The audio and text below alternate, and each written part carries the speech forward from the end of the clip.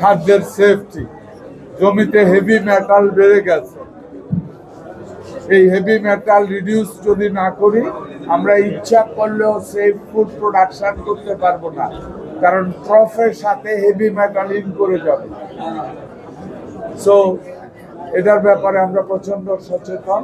আমরা আশা করি আমাদের সরকার আগামী দিনগুলিতে ফুড সেফটির ব্যাপারে অনেক বেশি গুরুত্ব দেবে। এরই মধ্যে ফুড সেফটি অথরিটি নামে একটা অথরিটি ডেভেলপ করা হয়েছে।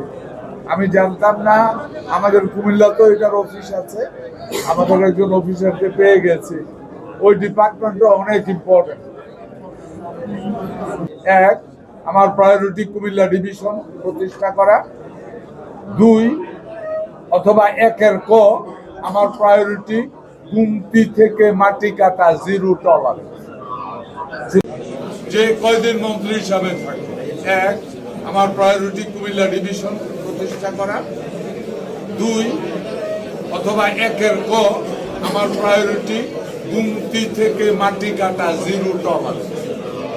সুতরাং এখানে ডিসি সাহেব আছেন, এখানে এসপি সাহেব আছেন, আপনারা সাংবাদিকেরা আছেন। আমি আশা করব আজকের পরে এই পুরা ঘটনাটা সূর্য ডুবার পরে শুরু হয়।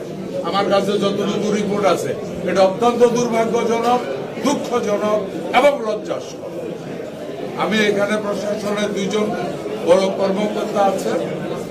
আমি আশা করব যে আজকের পরে থেকে ইনশাআল্লাহ থেমে যাবে না।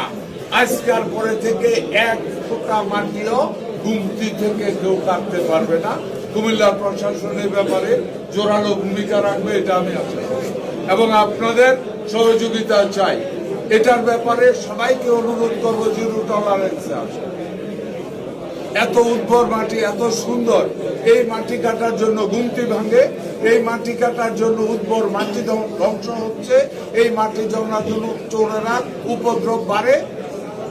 এটাকে বন্ধ করতেই হবে যে কোনো পরিস্থিতি।